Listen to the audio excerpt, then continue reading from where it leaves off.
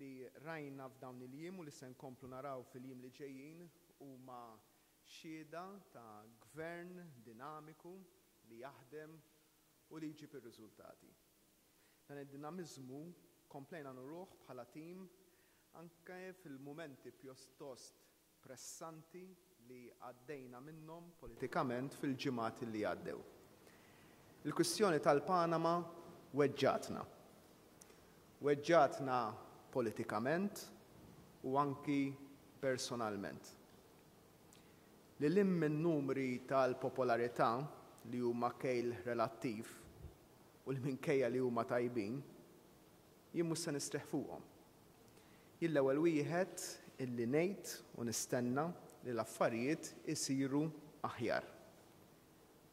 Fl-aħħar ġimgħat kont qiegħed ngħid li qed niżen deċiżjoni biex din noħodha skont il-fatti kif ukoll skont is-sentiment pubbliku. Sentiment pubbliku ma jfissirx li tgħaddi ta' min jgħid l-aktar, iżda li nifhmu dak li qed jgħidulna n-nies u nieħdu azzjoni. Minkejja li l-audits rikjesti għadhom ma ġewx konklużi, mir-rapporti pubbliċi jidher li ma kienx hemm flus involuti. Dan jagħtini konfidenza li nista' nasal għal deċiżjoni mingħajr aktar dewmien fuq din il-kwistjoni li issa ilha t-tul u m'għandix it-tul aktar.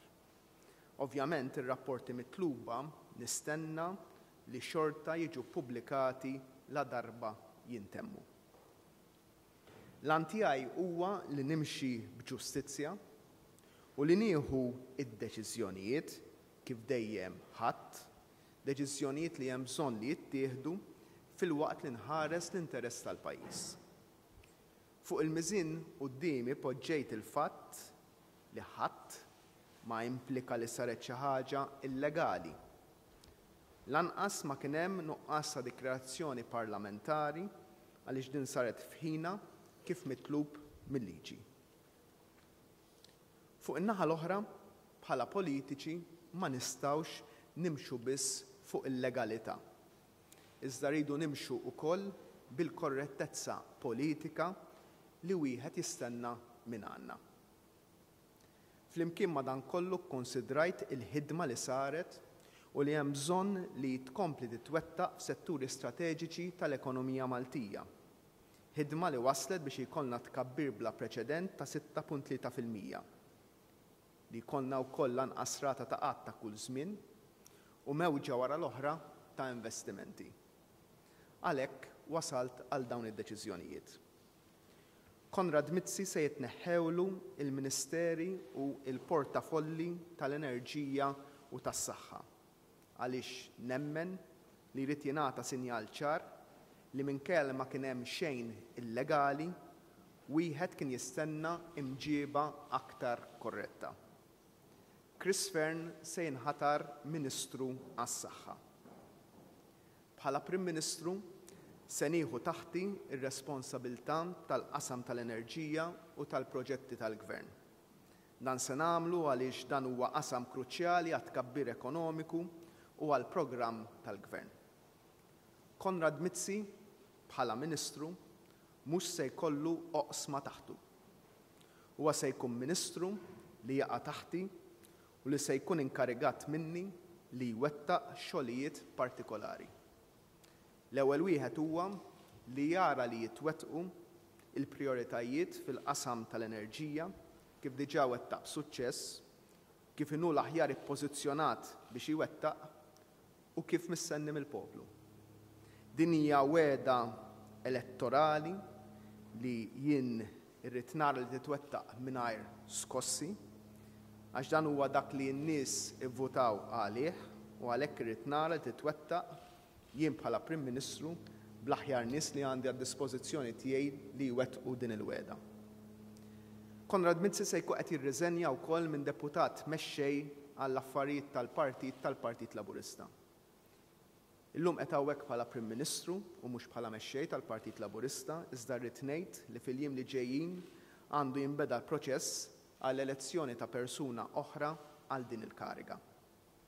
Fil-każ ta' Keith Schembri huwa ma jokkupax kariga eletta u allura huwa magħżul minni biex jaqdi dmiru li jmexxi t-tim tiegħi fl-uffiċċju tal-Prim Ministru. U għandu l-fiduċja tiegħi u se jkompli bil-ħidma tiegħu bħala Chief of Staff fl-uffiċċju tiegħi. Rrid inħabbar ukoll li se nkun qed ninnomina lil Leo Brincat bħala membru tal-Qorti tal-Awdituri tal-Unjoni Ewropea. Dan għamiltu wara konsultazzjonijiet miegħu stess. Leo għandu karriera bħala bankier, Ministru tal-Finanzi u l-aktar bniedem li serva fit-tul fil-kariga ta' Chairman tal-Public Accounts Committee. Dawn għandhom iservuh tajjeb biex jikkwalifika għal din il-kariga li nnominajtu għalija u li jinnawguralu għalija.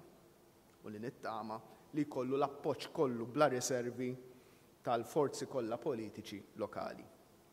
B'effett immedjat Leo Brincat qed jirreżenja minn Ministru. Se nkun qed naħtar lil José Herrera bħala Ministru għall-Ambjent u Żvilupp Sostenibbli. Se nkun ukoll qed nolli l-qasam tal-kompetittività u tkabbir ekonomiku minn Segretarjat Parlamentari għall-Ministeru.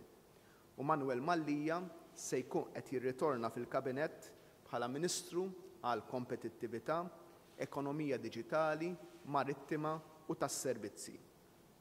Manuel huwa persuna li refa' responsabilità politika u baqa' jaħdem fil-grupp parlamentari b'mod konsistenti.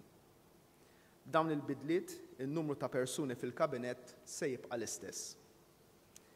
Kif qed tinnotaw mill-ġdid, jien id-deċiżjonijiet noħodhom. Ma nimxix fuq l-ajat u fuq l-istorbju, nimxi bil-fatti, skont pariri meqjusa, u nieħu deċiżjonijiet proporzjonati, b'sens ta' ġustizzja. Dan huwa l-ewwel gvern illi bil-fatti għal darba wara l-oħra jieħu azzjoni biex jassigura l-korrettezza politika li din mhux biss tidher iżda ssir.